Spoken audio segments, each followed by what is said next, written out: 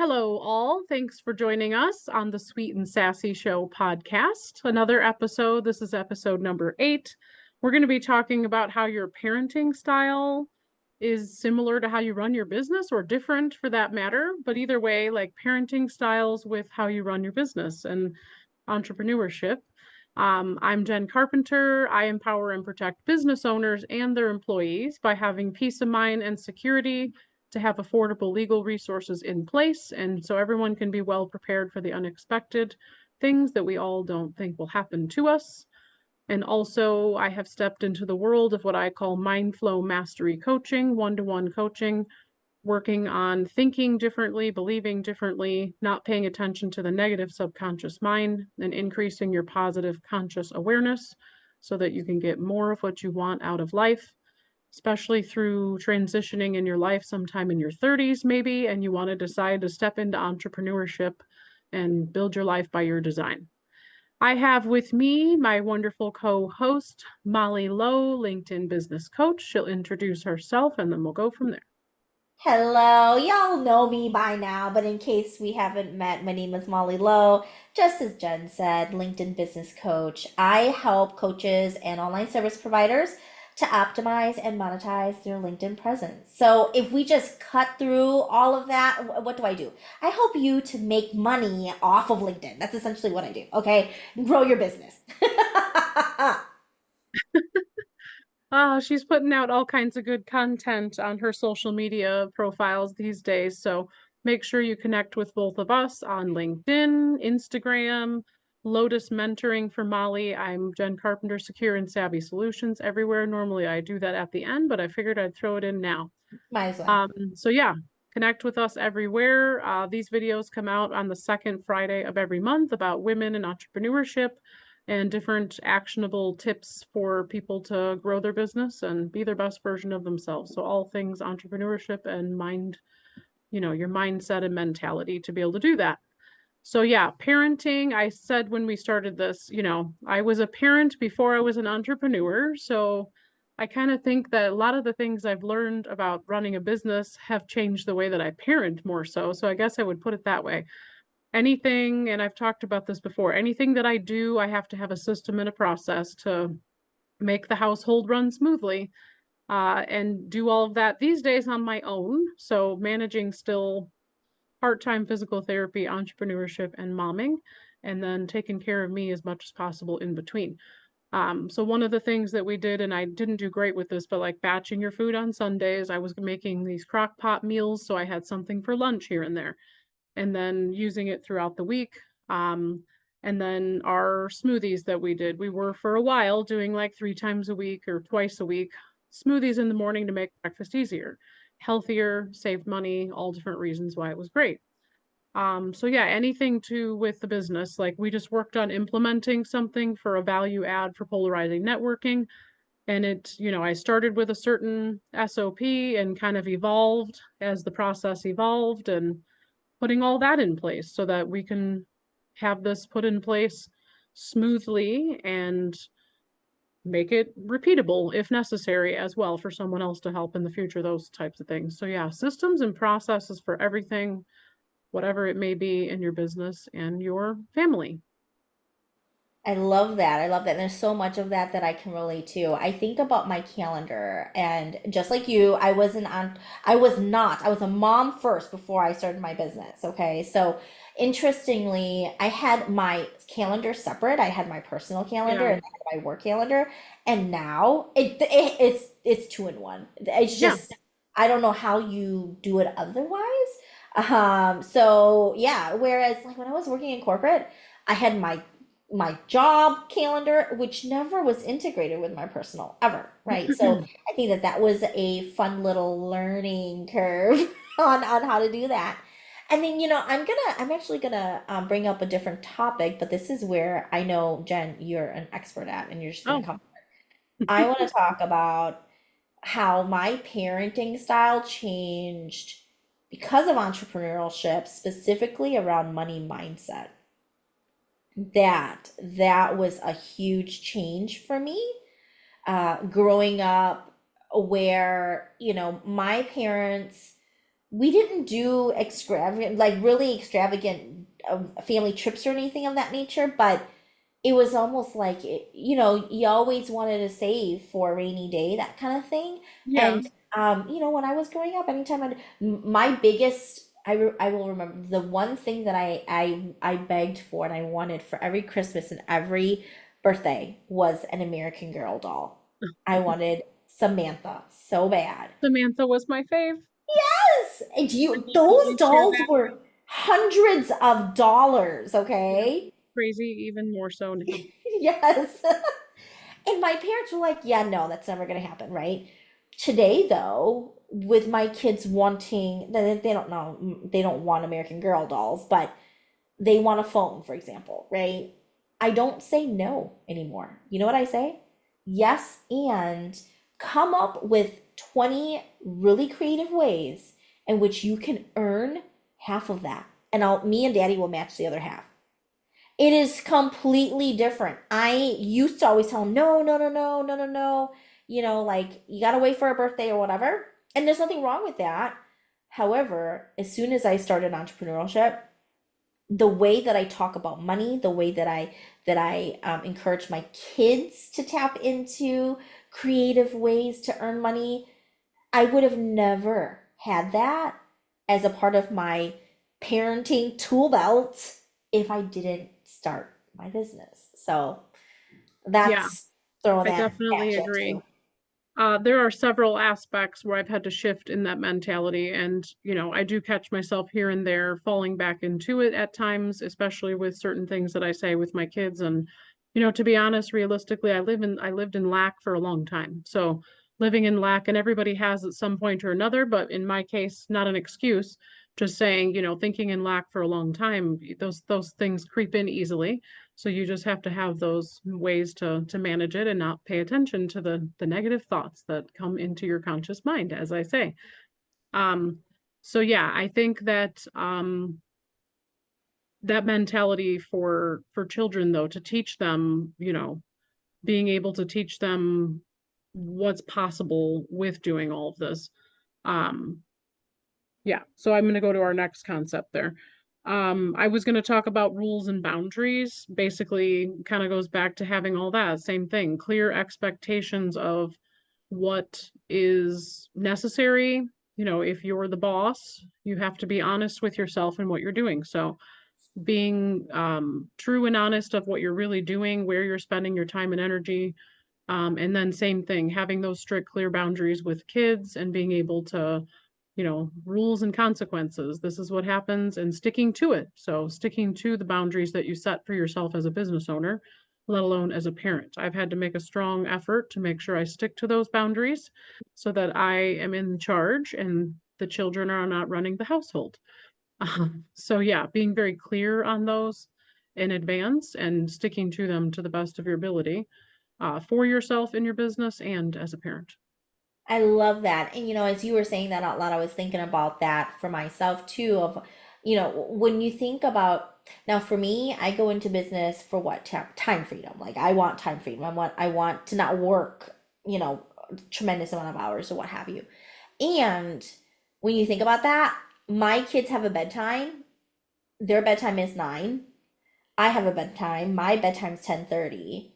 Why do I give myself a bedtime? Because I know if I don't get my 8 to 10 hours of sleep, you are not going to get the best coach out there the next day, right? And so it's upholding those, it's almost, you know, um, as much as you create those healthy boundaries and also discipline, just as you had mentioned, right, for your kids, you got to do it for yourself. If you don't if I don't prioritize my sleep hygiene, you're gonna get the worst version of me the next day. I'm Yeah, sorry, it's just not gonna yeah. happen.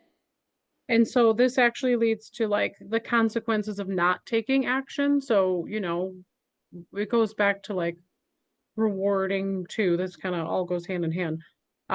What happens if you don't take action? What are the consequences? When you're really serious about, if you're fully in entrepreneurship, that is your family's bread and butter. That is what needs to be done. So you have to hold yourself accountable and stick to those boundaries when that is your reliant source of income. What it could be detrimental to you altogether without taking action if you don't take the action to do what you need to do in your business. Same thing with the child. If they should know what the consequences are loud and clear if they don't take the actions that they know are best for them, but still sometimes, they don't want to take. But yeah, the consequences are the results of not being able to do what you're set out to do. It goes back to that mentality of that, what is the consequence if I don't move forward and choose to stay the same and not be the fullest, live to my fullest potential as I'm set out to do. Oh, what a wonderful way to just piggyback on what I was going to add on, or to preface, I should say, because one thing, and this is a really recent situation, if you will, occurrence, because it wasn't really a situation.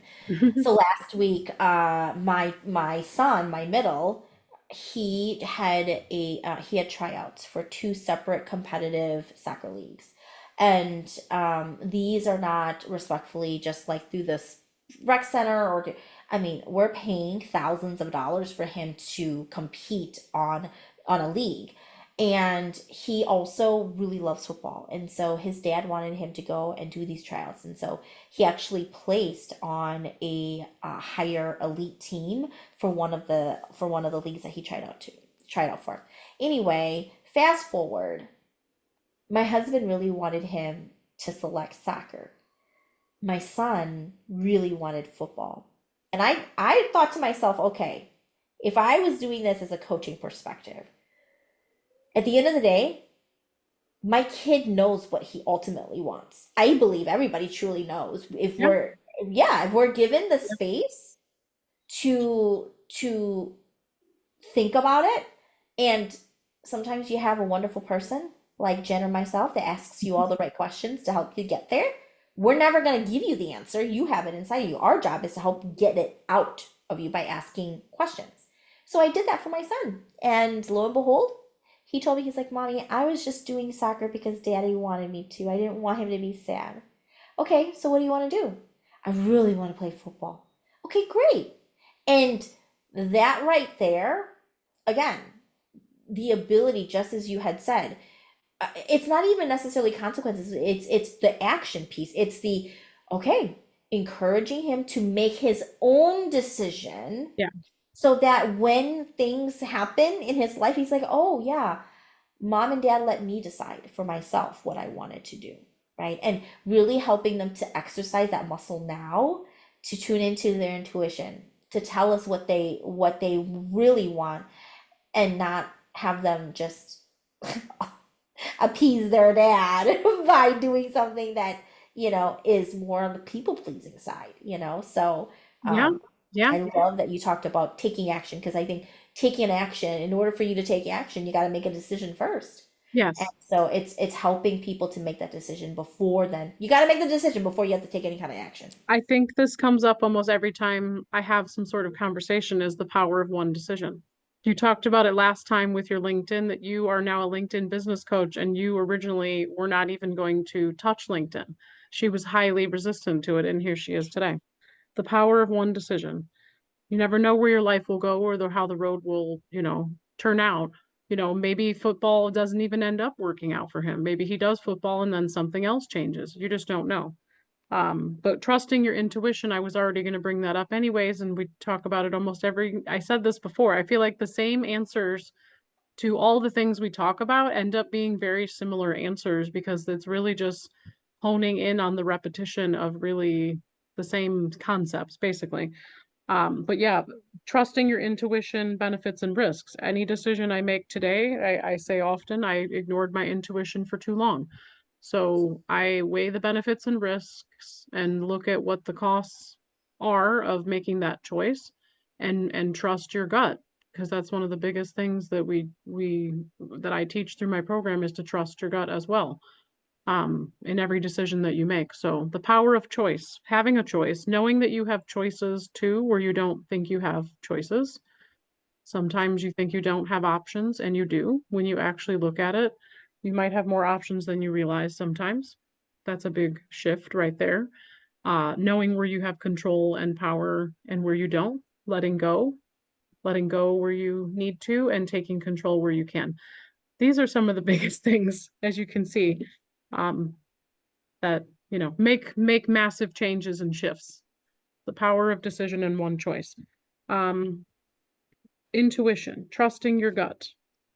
I was going to talk about like positive rewards for doing well. That goes back to celebrating your wins and your successes, no matter how big, no matter how small, but also being really critical of yourself and still having love and compassion for yourself. Teaching that to my children as well. So I'd say I'm not always the best example, and it's definitely way better than it was, but I do my best to be my best example of making the right choices, like knowing what is right, knowing how to regulate your emotions, and being a good example for all of that.